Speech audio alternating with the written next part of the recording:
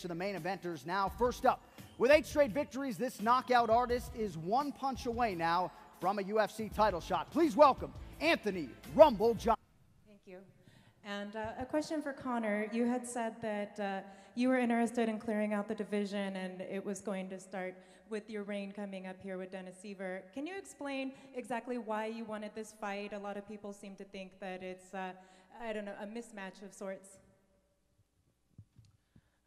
It is a mismatch. I'm gonna whoop his ass. I'm gonna collect the checks, and then I'm gone.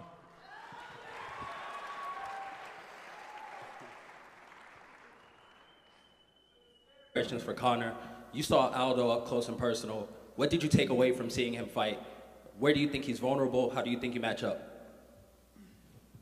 Yeah, I watched the contest up close. It was a great contest.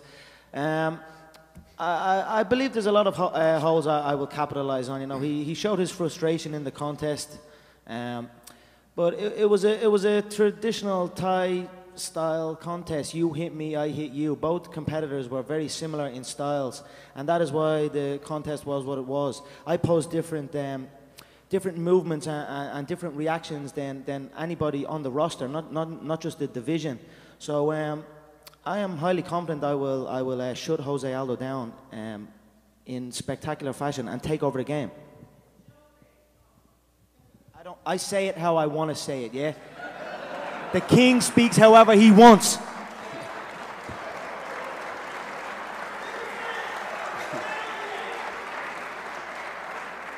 Once again from KLAS. Conor, let me ask you, if you burst onto the scene, there's so many great fighters up here and great fights over the next 3 months, terrific fighters. If you were sitting out here and you had to pay for one of these fights or watch one of these fights, who would it be and why?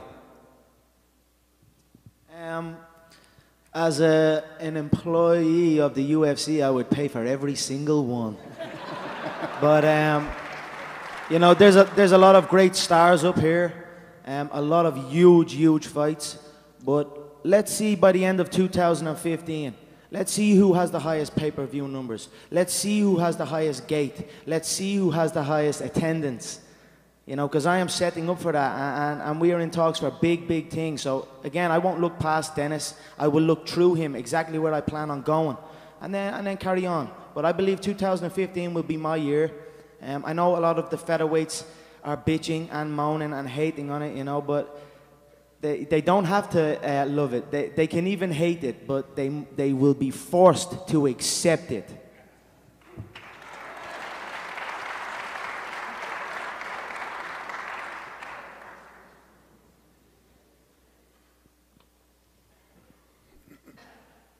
All right, next Twitter submission for Nick Diaz and Conor McGregor. Nick, what do you think of Conor's fighting style? And then Conor, the same question about Nick. I like it.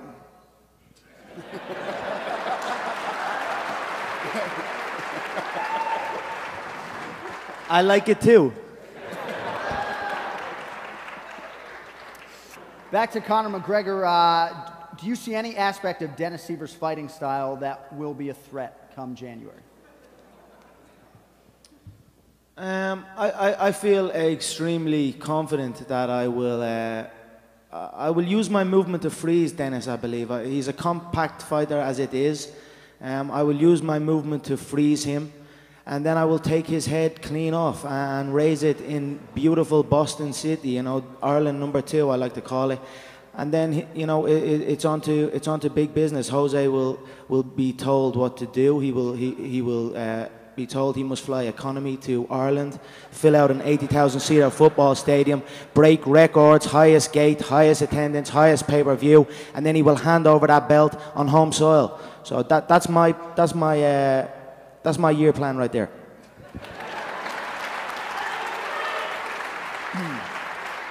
All right, Conor, thank you very much. This one, we'll go right back to you, Mr. McGregor, also to John Jones. Who inspires you guys when you need to be motivated for your next fight? Who motivates you when you need to be motivated for your next fight? What is your source of motivation? Yeah, for me, I am self-motivated. You know, I show up every day and I grind it out. You know, I train intelligently, I train smart. I take note of how every single human being on this planet moves. what way they approach their chosen profession. I focus on the mental aspect of it. So for me, I motivate myself. I am a self-motivated individual, and I am up here on my own journey of whooping ass and collecting checks. All right, one final Twitter question. What do you know? It is for Mr. Conor McGregor. What fighter in the featherweight division would give you problems or could give you problems? It's been pretty easy so far. I've said what I was going to do, and then I went out and done it. So for me, the only person that can give you problems is the guy in the mirror, you know, the person that you stare at every day. And once you have that locked down, which I do, I believe I'm the most mentally strongest guy in this on this roster. So I don't feel the guy to give me problems exists. You know, I think that's in your head. It's an illusion. If you believe these are challenges, and then that's what it is. But for me, it's smooth sailing all the way. It has been so far, and it will continue to be.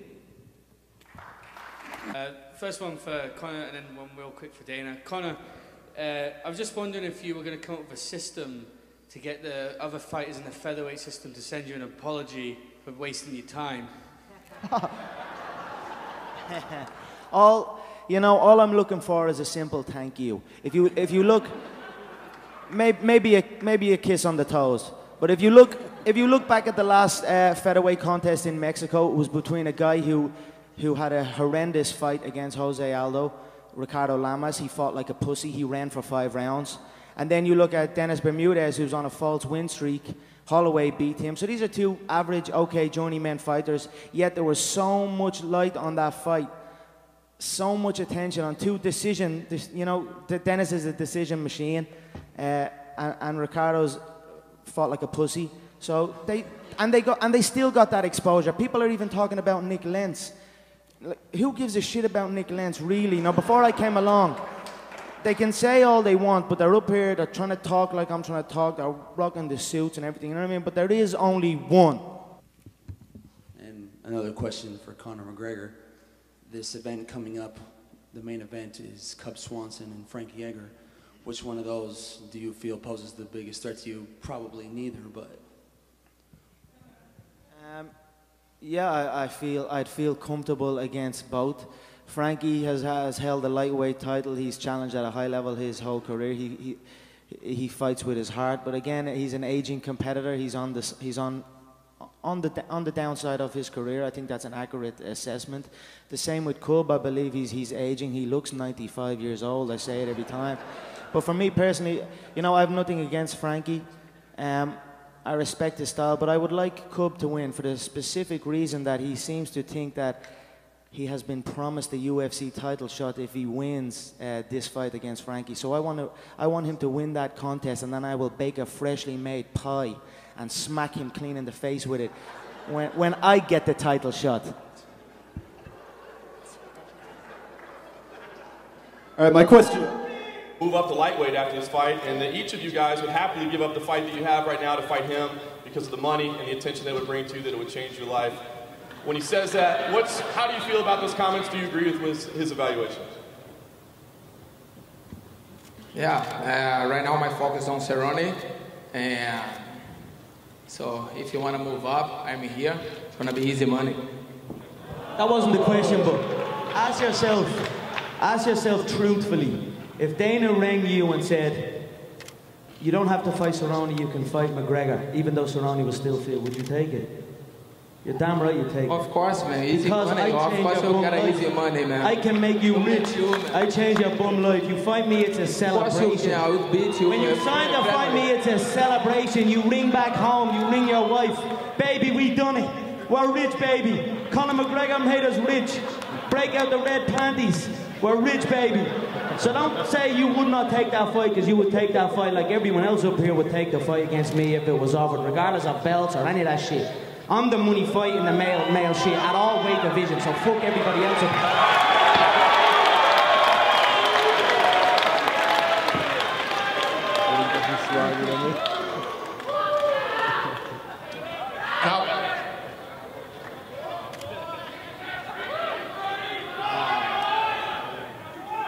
Yeah. It's red panty night when you decide to fight me, yeah? Back at home with your wife. It's a celebration. Conor has no right coming to 55. There's no way he's not going to stand a chance. We're too big for him. We're too strong. So you can take your little English ass and get on. You're too slow and too stiff. You're stiff as a board.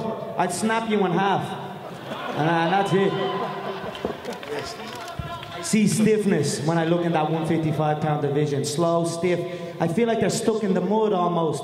The featherweights, they hit like flyweights. So it's nice down there just destroying them and killing that whole division. But I have my eye on that 155 division and I see them all stuck in the mud in there. So we'll see over time. But guess what? Have I been wrong yet?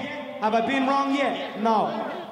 You have a monster right here at 45, Aldo, about to beat your ass. You beat nobody. You think you're going to come to 155 and make a statement? Come on, man. Sit the fuck down.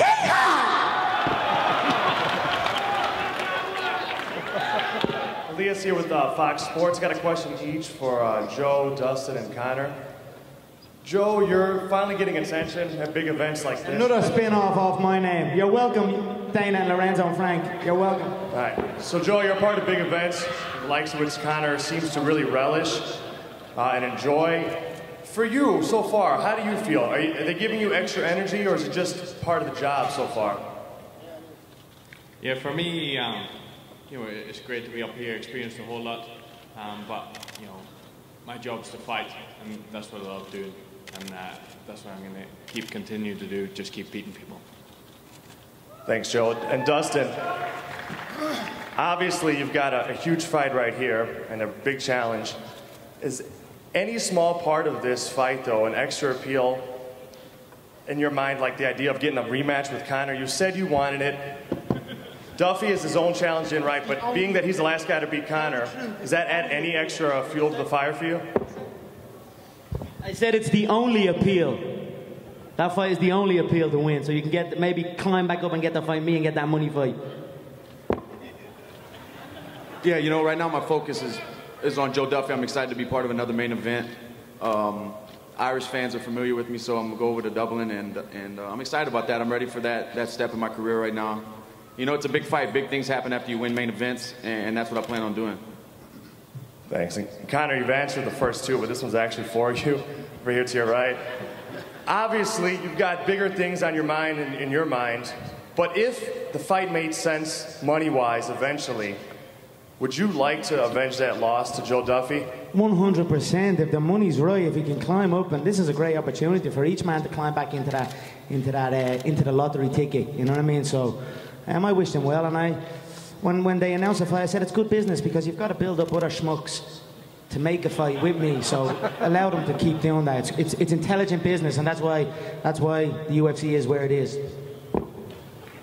Chris Matthews with KLAS TV. And Conor, let me ask you, at this thing last, what was it, last spring, when I asked you what your plans were, Conor, for 2015, you mentioned I'm going to go out and I'm going to break the records, I'm going to break the live pay-per-view and the numbers and so forth. Now, what does Mystic Mac have to say about 2016? 2016, well, the end of 2015 means the end of the featherweight division. They are all dead in the water. It's done. If the Brazilian shows up, I hope he does. Who knows? He's petrified. He's the so-called pound-for-pound #1, but he's quaking in his boots over there. You know what I mean? So I don't know. I hope he shows up. But if he shows up December 12th, the division will be killed, like I predicted. And then it's on to the 155 stuck in the mud division. How big deal you want McGregor with the full count? I mean, obviously that would be fucking ideal. You know, I fought the guy on 2 weeks' notice, but I mean, let's see if this guy stays in the featherweight division long enough to fight me. I fought you on 3 weeks' notice too. No, you did not. Let's make a bet here. If you fucking have the how much? Do anything. With that $500,000. You're making bets with that $500,000 I gave you? 48,000 you went from. You went from 48,000 to $500,000. Thank me and be grateful. Be grateful. Okay, you done fucking talking now? Take this fight on 2 weeks' notice with me, motherfucker, and I'll whoop your ass. 2 weeks, 3 weeks, I butchered your face. I KO'd you. You were curled up like a bitch. You were curled up like a bitch. You were curled up like a bitch. I butchered your body. You couldn't even lift your hands up. You couldn't even lift your hands up. You can do that all you want, but at the end of the day, the knockout speaks for itself, and you hit the deck like a bitch.